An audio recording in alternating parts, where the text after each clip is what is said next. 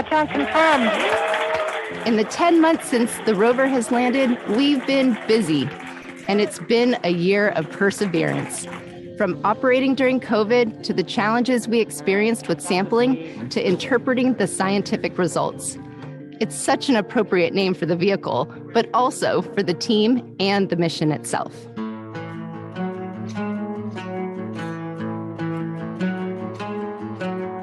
This mission has a series of firsts that will help future generations understand more about our solar system.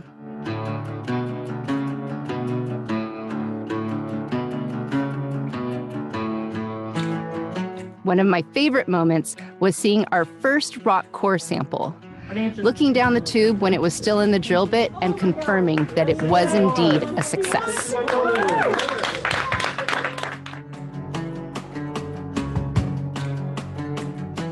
Now that we've collected samples, everyone wants to know when and how they'll be coming back. We can't wait for the future mission to pick them up and ferry them to Earth to analyze if any of them show signs of ancient life. The first flight of a powered aircraft to another planet. Another highlight of this year was working with the helicopter team to deploy Ingenuity and experience the first powered flight on another planet. It was so amazing to see the team adapt to the environmental changes in order to keep flying. The helicopter has become a real asset and partner to our science team.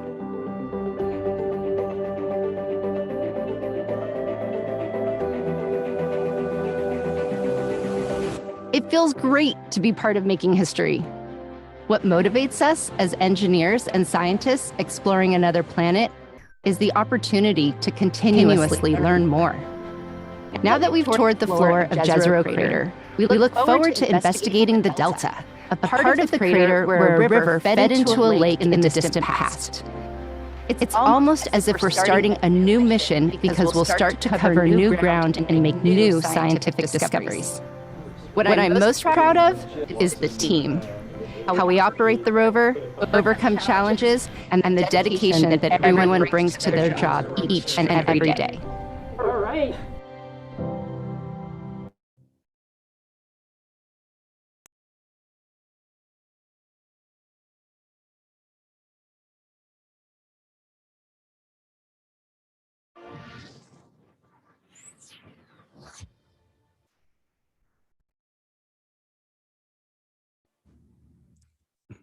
Hello, everyone. This is Scott Roberts, and I'm with Annie. Let me bring her up. Apparently, I touched some wrong controls or something here.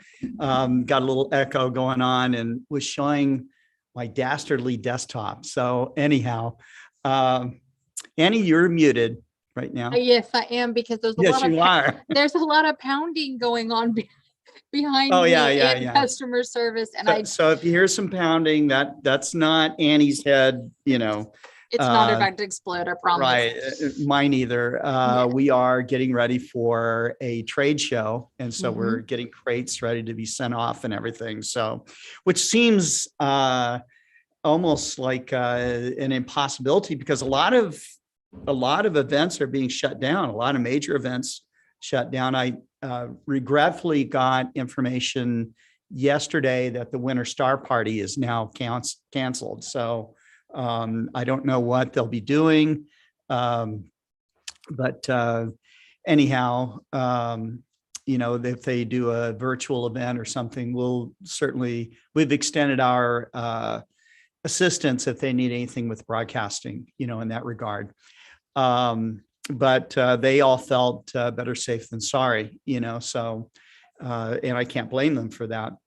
I did check in on the Northeast Astronomy Forum, and that is still a go at this time. So we are, that may be the first event that we do. That will be April 9th and 10th. And the reason why you don't see Jerry Hubbell here today, maybe Annie doesn't know this, but Jerry lost power, I guess, due to the storm. And, it's extremely cold. They went without heat, I think, last night. And it was very, very cold. You're still muted, Annie. I know, because that's that pounding going on. And I really don't want to bother people, but Oh, that's no, all right. that would make so much sense why we didn't have a meeting today. You Yeah. know? Yeah, We were yeah. Normally we have an yeah, engineering type of meeting. yeah. So Yeah, yeah. But, Yeah, we Tyler and I were trying to figure out what was going on. So, and of course, Tyler tried to call him and he didn't answer that either. So Gary was lost. yes. So let's recognize people that are on with us today. Richard Grace signed on first. Beatrice Hines was on second. She says, hello, stargazers. Mike Wiesner's on. He says, howdy from Clear, Arizona. That's good. Jeff Wise says, hello. And Pekka Hautala, let me read this. Howdy, everybody. Philosophized during New Year's Eve, our journey around our star. I was thinking of a sports stadium with eight running tracks as planets and their tracks. Our journey can be compared to a giant international joint boundless marathon relay on track number 3. Some of us sadly managed few laps than others. Some managed as many as 122 laps. The great thing about this marathon is that it's not a competition. Everyone has the same speed, no matter where you are, even astronauts. When we think that we are done, we hand over the baton and the knowledge that we possess to the next generation. And this has been the case at all times, and hopefully will remain so in the future. Some hand blocked us will eventually have the opportunity to move to track number 4 and finish their marathon there and prepare everything for our future generations to continue their marathon on that track instead, because we have soon destroyed the opportunities to continue on this track. I wish you all a nice lap in 2022. So good philosophizing there, Becca. At the very first part of our broadcast, I showed this animation or visualization from. We lost you, Scott. Let me unmute myself. Is that better? Yes. Yeah, this is an animation put together by NASA for supernova 1987A, which of course was a supernova that happened in 1987.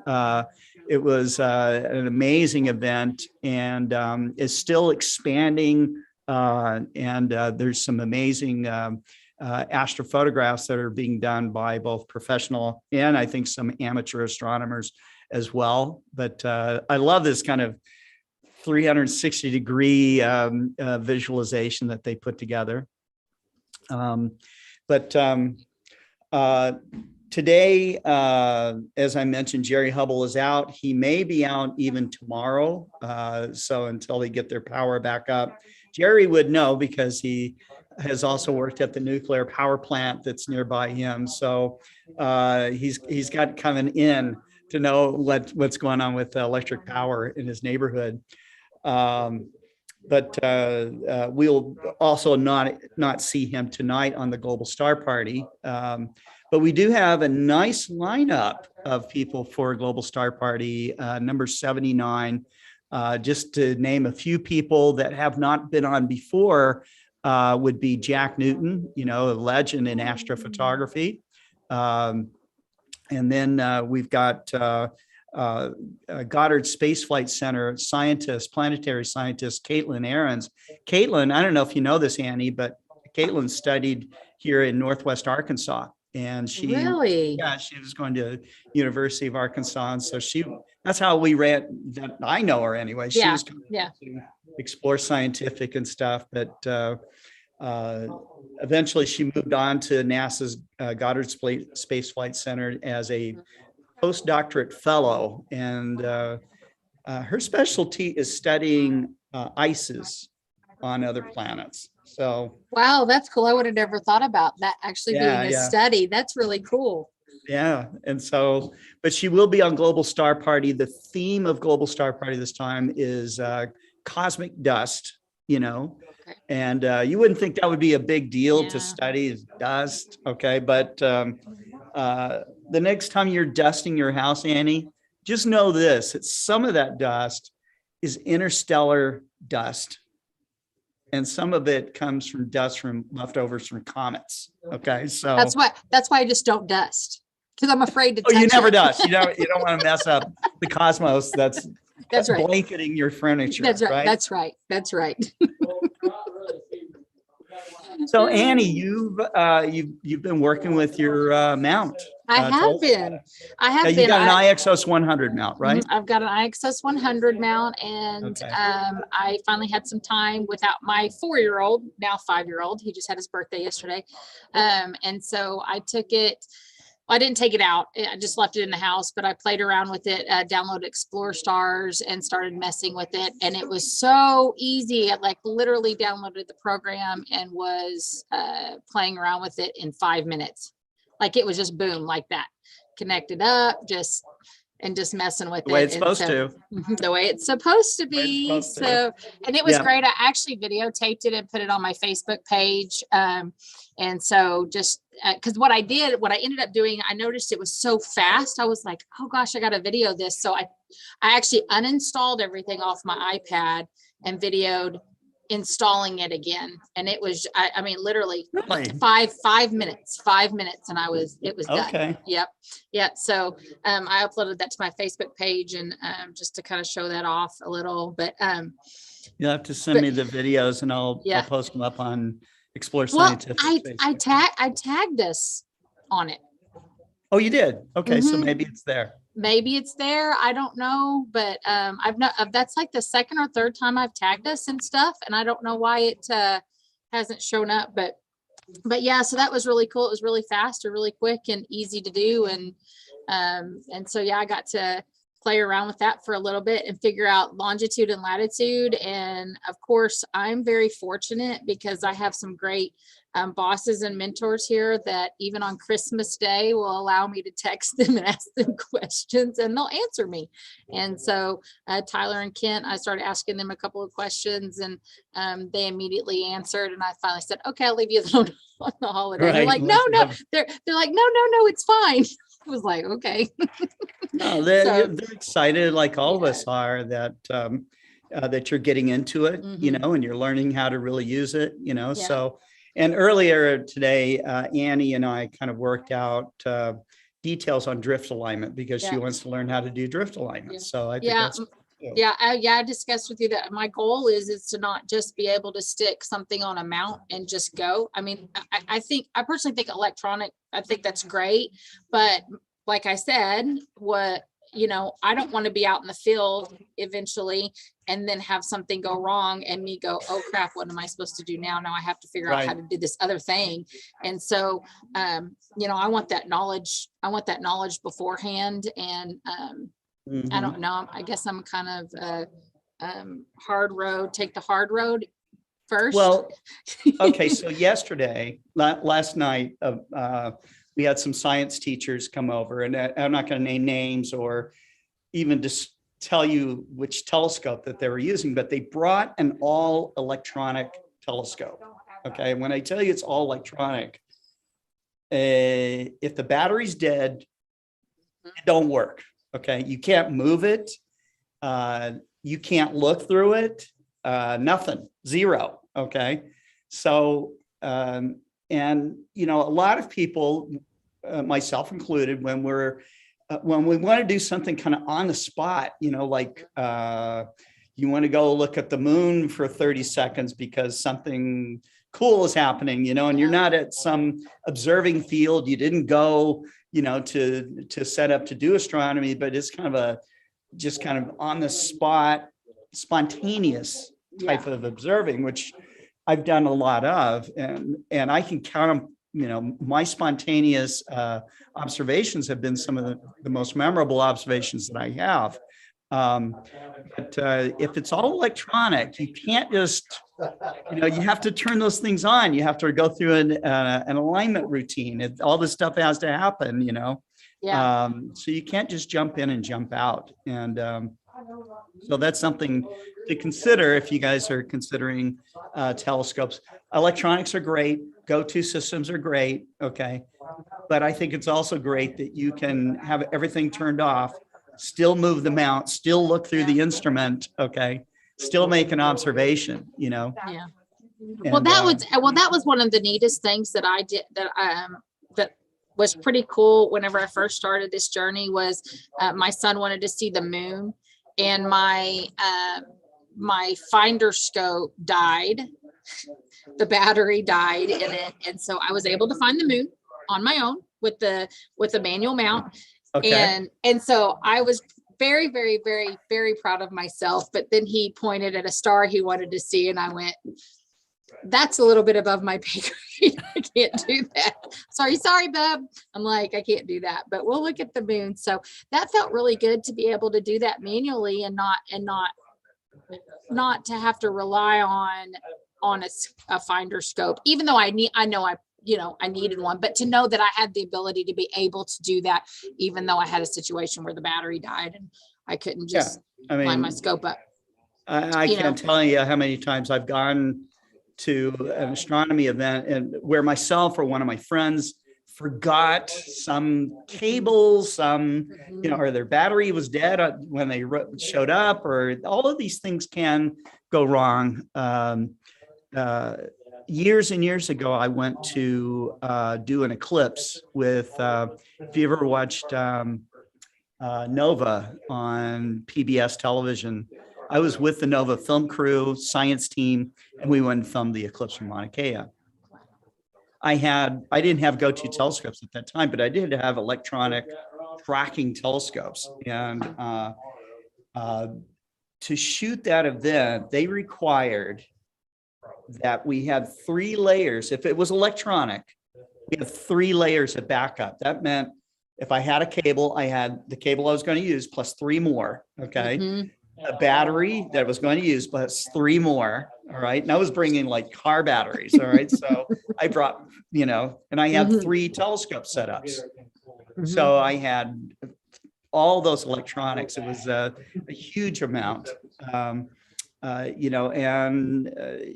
just did not want failure to be an option. They wanted you to have, backups of everything. Thankfully, on that go around, all of my stuff worked. The motion picture camera that they were using on one of my mounts did fail. And they had a team go in there and they tore apart this camera and replaced the motor and replaced everything inside of it during mid-eclipse. Okay, total eclipse is going on. During mid-eclipse, they had gutted this camera and in 30 seconds had replaced the guts of it. And insane. That's insane. It was like watching like Formula One. Yeah, that's literally that's what I was thinking. It's like crew going there and do that. Crew. Literally what I was thinking. That's what I was thinking. Right. It's crazy. But there's some events that happen that are so quick, That eclipse from Mauna Kea at that time was 4 minutes long, which is a very long eclipse, but still only 4 minutes. Oh yeah, it's only 4 minutes. I mean, because once it's gone, it's gone. That's the end of that. Right. There's no turning back. There's no turning back. That's right. And these guys were brought there specifically to do that kind of work. So, That's good. So I have to ask, do you which would you prefer, the simplicity of just a manual mount with the telescope, or do you prefer the go-to being able to track? It depends. If I have if I'm doing outreach, mm-hmm. and let's say I go, we do sidewalk astronomy. Mm-hmm. Usually you get so many people around you as you're setting up that you don't have time to properly set up and do, polar alignment or any kind of alignment. All right. Mm-hmm. It's just because people are going to be asking you a zillion questions, and it's like that. If you can get there early though, and you can kind of be by, concentrate on making your alignments and getting everything all set, it is very cool to be able to just punch in something like the Andromeda Galaxy, which is, by the way, hard to find with streetlights around you, but you can see it if you're on it. and to do that go-to. If you're set up during the daytime, and one of the things I'll teach you, Annie, is how to get your scope polar aligned in broad daylight. Okay. Oh, that'd be so awesome. This is something else that you can do. Yeah. You know, and to get your go-to system working in broad daylight. It is so impressive to other people to show them stars at high noon, okay, to show them planets at high noon, you know, and they don't go away, right? It's just you got this other big star. Yeah, you have something else. Right? You have to, you have something else. You have to kind of. It's like adding a new element to the hobby of, you know, trying to, you know. I mean, clear nights are great and stuff, but if you can, I didn't even know you could do that during the day. That's really cool to think about that. So yeah, that's a lot of people think, oh, the only thing you can do is the sun. Well, that's not true. You know, you can get down to, given enough aperture, and you don't need huge aperture, you can get down to like second magnitude stars. Like you could split Castor in broad daylight. It's fun to see Saturn and Jupiter when the sun is out, you know, that kind of thing. You have to be careful though, because the sun is in the ecliptic path, you know, so if you're using a go-to telescope, which is the easiest way to find these things in daylight, you need to make sure that you're not letting your eye, you know, be at the eyepiece when the sun goes through, you know. Which I've seen. I know you've seen me do 1,000 times when I'm looking through solar filters, and you're like, Annie, you can't, because I literally will be looking through one and I'll take it down and then I'll go to put the other, and then I'm like, oh gosh. You're like, when we were testing solar filters. Yeah, you're like, you gotta. Because right. you don't think about that stuff. You're just because you're still looking at the sun. It's not a big deal, but if you have binoculars or a telescope, it's a problem. Big problem. Yeah, but still, you know, it's you know, you don't think about. I mean, you honestly, if you're thinking, oh, I want to see this planet, at times I could see how you could accidentally forget, oh, the sun is in the way. So that's something. Yeah, you need to. So we have some comments here. Okay. Jeff Wise is asking, has there been any progress on the Explorer Alliance Eclipse event? Actually, Jeff, yes. We have determined an upper limit of how many people can go. And that was one of the things that we were trying to work out. We're looking at probably a maximum attendance of 500 people to go to the event. We have the place picked out. There is an organization or two that may want to connect with us during this event. So now that we kind of know the number of people, we can start to work out what it's going to cost. Okay. Because really what we're after, you know, I'm in the business of selling telescopes, not, you know, selling Star Party seats, you know? So frankly, if we cover costs, I'm happy. You know, because it does take quite a bit of effort to have a stargazing event. The event, actually, it's two events. It's going to be the 2023 annular eclipse and the 2024 total eclipse. And this will both happen in the same Star Party site. So once you go there, you'll know where you're supposed to go and how to get set up, and, you know, you'll be familiar with the area. So that's very unique as far as any kind of eclipse expedition.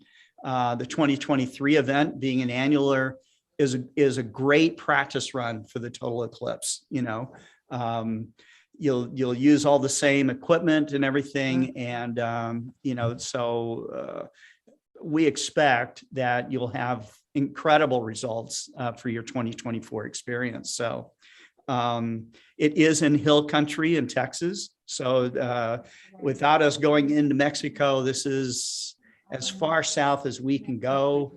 And Texas is supposed to have the best weather options. You know, here in Arkansas, the totality that we're on the center line out here in Arkansas, but what happens in Arkansas, Annie?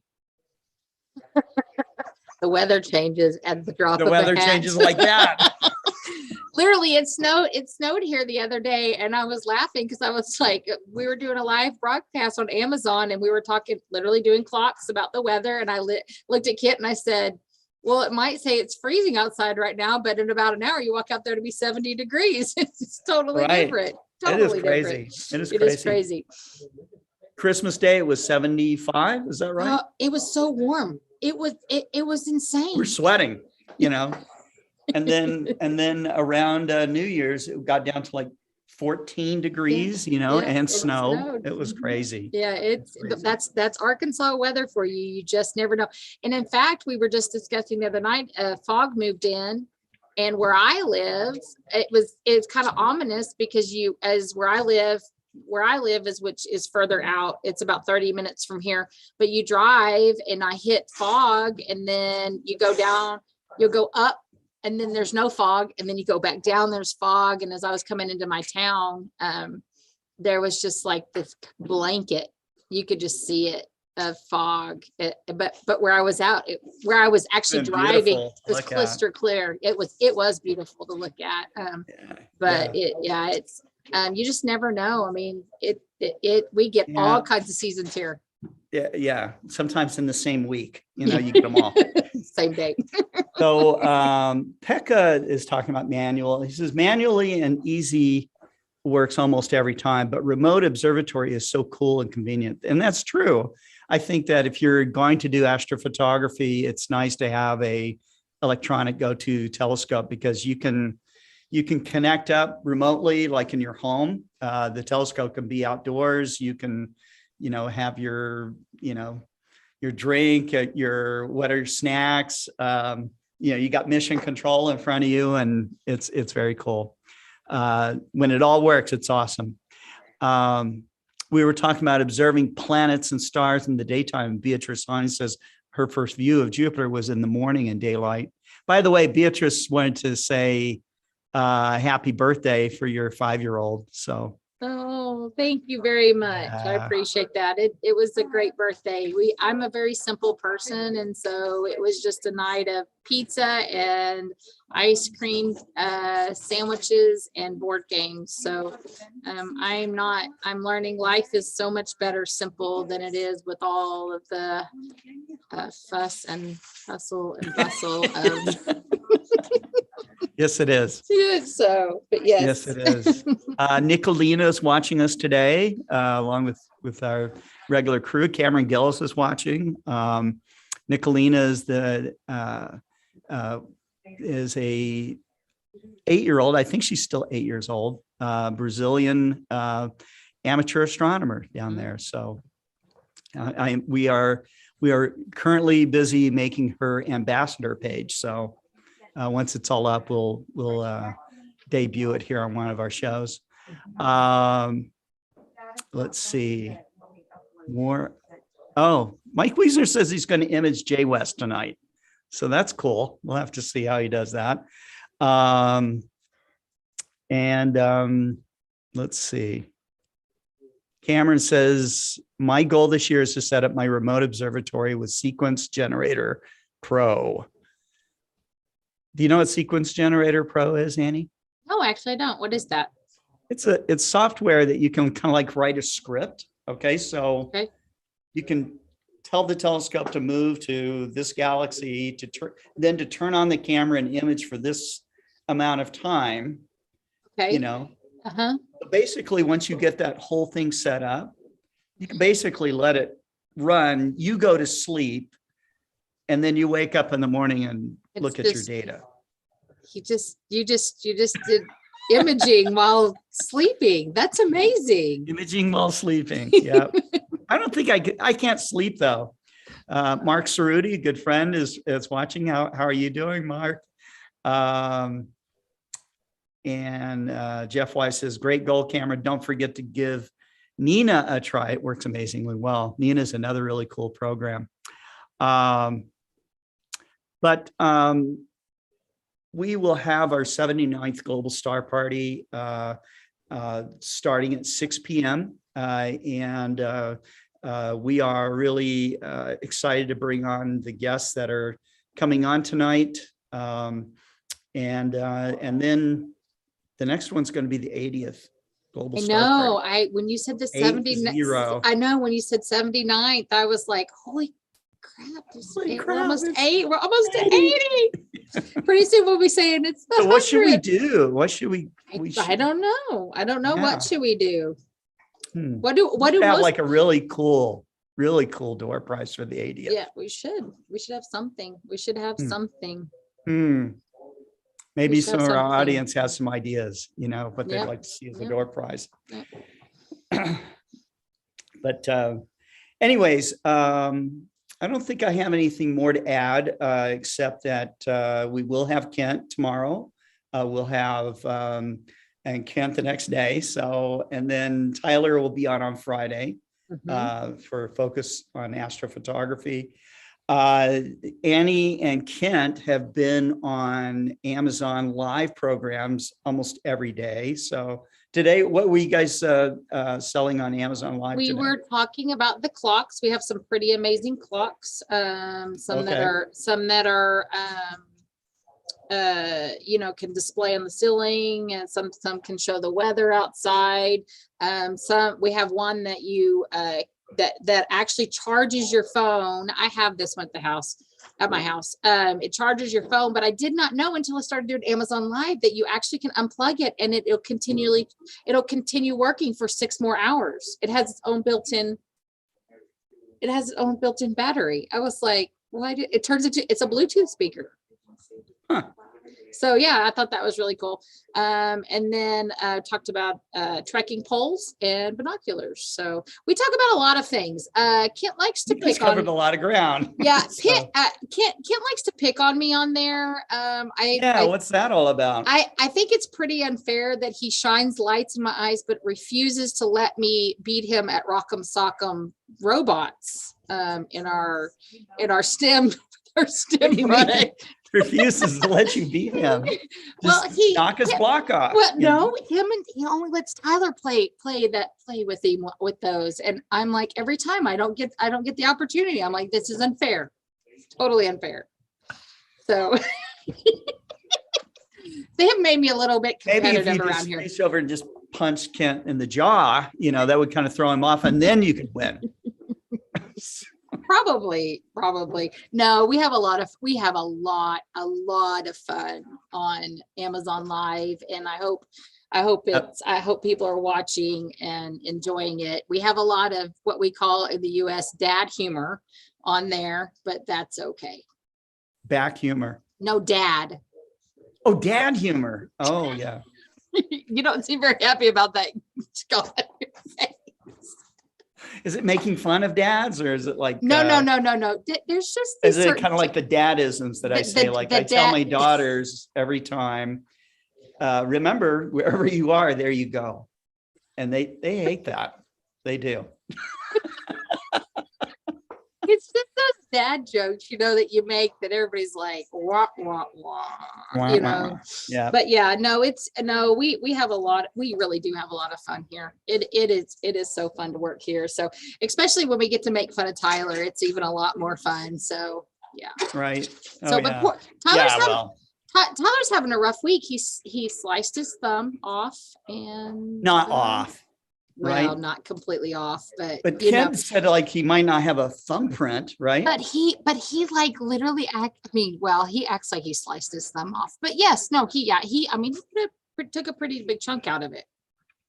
So it wasn't like it fell down and they're going to have to reattach it, or I quit listening when they were talking about the story because I think his wife found the piece or something. I'm like, I'm done. I'm out. Yeah, I'm done listening. Yeah. I'm like, okay. All right. Yeah. So, but no, he's kind of, and then today he had to stay home. But yeah, no, we have a lot of fun. We have a lot of fun around here, and it's literally like having older brothers, or even younger brothers, maybe. I don't know, but yeah. Yeah. So, well, people want me to give away a telescope on the 80th Global Star Party, so we'll have to look at that. Okay, we will have to look at that. We'll have to look at that one. So anyhow, I really do want to thank you guys for tuning in. Sorry that Jerry was out. We'll have to make him pay for that somehow, but I think the freezing weather makes him pay enough for it, right? It probably does. Freezing at night, you know. Unless he has a fireplace, I hope he does. I don't know. I think everybody in the East Coast has a fireplace, right? I don't know. I don't know. Now, did they get a lot of snow, or was it from ice, or what? I mean, what made you said it, there were storms? I don't know if it snowed back there or not. I mean, this is Virginia. It can get pretty cold, snowy, nasty, you know, for sure. I lived in Virginia for a little while as a kid. Alexandria, but you know. I don't think we there's had any, snow. I don't think there's any place snow. I don't think there's any place you have not been, Scott. I've never been to Alaska. That's the only place in the world that you've never been. I haven't been to Finland. North Pole and South Pole haven't been. So, Tahiti, I have not been. Yeah.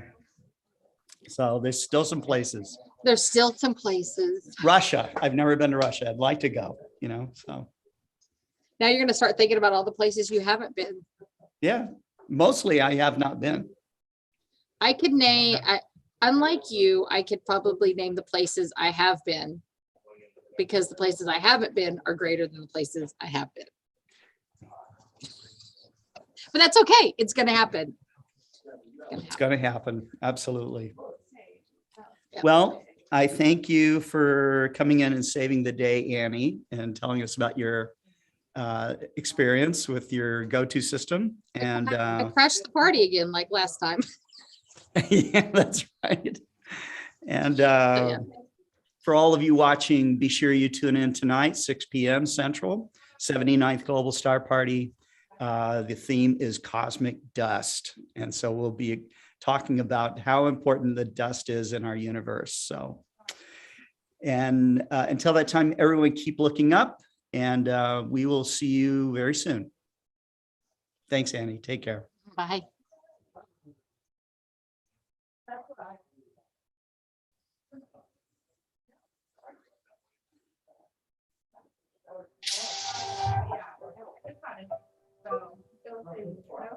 You're welcome.